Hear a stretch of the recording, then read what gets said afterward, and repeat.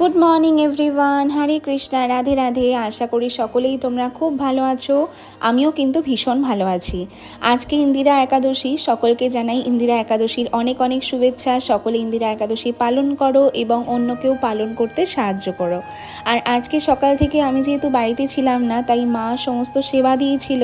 আর তারপরে আমি বাড়িতে এসে গোপাল সোনাদেরকে সন্ধেবেলায় স্নান করিয়েছি, কারণ আমি একাদশীতে স্নান করাই, অভিষেক করাই, তার জন্য কিন্তু আমি বাড়িতে এসে তারপরে সোনাদেরকে আমি অভিষেক করিয়েছি। আর আমি একাদশীর দিনকেই স্নান করাই, তোমাদেরকে আগে অনেক ভিডিওতে বলেছিলাম। আর আজকে ভাবলাম অনেক দিন সেবা দেওয়া হয়নি, ঠিকভাবে স্নান করানো হয়নি। আর আমি প্রত্যেক দিন এমনি শুকনো কাপড় দিয়ে গোপাল সোনাদেরকে মুছিয়ে দিই, তাই জন্য আজকে সবাইকে সুন্দর করে স্নান করিয়ে দিয়েছি। আর বড় সোনাদেরকে করিয়েনি, ওদেরকে শুধু মুছিয়ে দিয়েছি। আর বাকি আমার ছোট ছোট সোনাদেরকে সবাইকে স্নান করিয়েছি। আর এই দেখো কত সুন্দর লাগছে সবাইকে দেখতে। আর মা যেই নতুন গামলাটা কিনে এনেছে স্টিলের, ওটার মধ্যেই কিন্তু সবাইকে অভিষেক করিয়েছি। আর আজকে দেবো হচ্ছে একটু সাবুর পকোড়া। অনেক দিন ধরেই জানো তো ভাবছিলাম যে একটু নতুনত্ব কিছু করে দেবো, যেহেতু আমি সবসময় একই জিনিস ভগবানকে সেবা দিই না, তাই জন্য ভাবলাম আজকে একটু নতুন কিছু ভগবানকে অফার করব। আর সাবু খেতে আমার একদমই ভালো লাগে না, একদমই আমি পছন্দ করি না সাবু।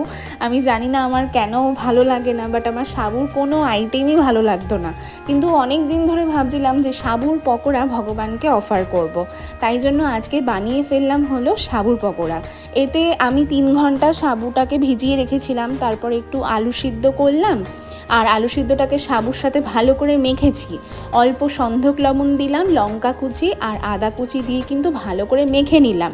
তারপরে বাঁ হাতে একটু অল্প তেল মাখিয়ে তারপরে এরকম বড়ার শেপ করে আমি কিন্তু অয়েলে ভেজে নিলাম। আর কি বলবো তোমাদেরকে, এত এত টেস্টি খেতে হয়েছিল। তোমরা যারা আমার মতন আছো, যারা সাবু খেতে একদম পছন্দ করো না, এই বড়াটা একদিন কিন্তু পকোড়াটা একবার তোমরা আমার কথা শুনে ট্রাই করে দেখো। আশা করি তোমাদের ভীষণ ভালো লাগবে। আমি একদমই সাবু খেতে ভালোবাসি না, আমার তো ভীষণ ভালো লেগেছে খেতে। তোমরাও আমার কথা শুনে একদিনকে বানিয়ে দেখো, খুবই ভালো লাগবে।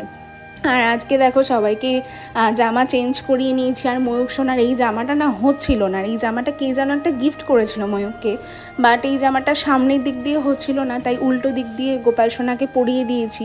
আর কত মিষ্টি লাগছে দেখো। আর যেহেতু আজকে ভগবানের প্রিয় একটা খাবার ভগবানকে অফার করেছি, দেখো মুখটা কি হাসি হাসি লাগছে গোপাল সোনার।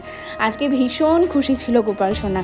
আর আজকে জানো তো সকাল থেকে আমি বাড়িতে ছিলাম না, ঠিকভাবে সেবা দিতে পারিনি বলে মনটা খুবই খারাপ লাগছিল। তাই বাড়িতে এসে আগে সোনাদেরকে ভালো করে সেবা দিলাম। আর আজকে এই তুলসীর মালা দুটো কিনে এনেছি, আজকের এই তুলসীর মালা দুটো ভগবানকে দিলাম, একটা মিশুক সোনার জন্য আর একটা ময়ূক সোনার জন্য। আর বাকি 3টে এখনও অন দ্য ওয়ে আছে, তো আসলে আমি পরিয়ে গোপাল সোনাদের তোমাদের সাথে অবশ্যই ছবি শেয়ার করব। অনেক দিন ধরেই ভাবছিলাম এই মালাগুলো গোপাল সোনাদেরকে পরাবো। আর এই মালাগুলোই তো আমি গলায় পরি, তোমরা তো দেখেছো।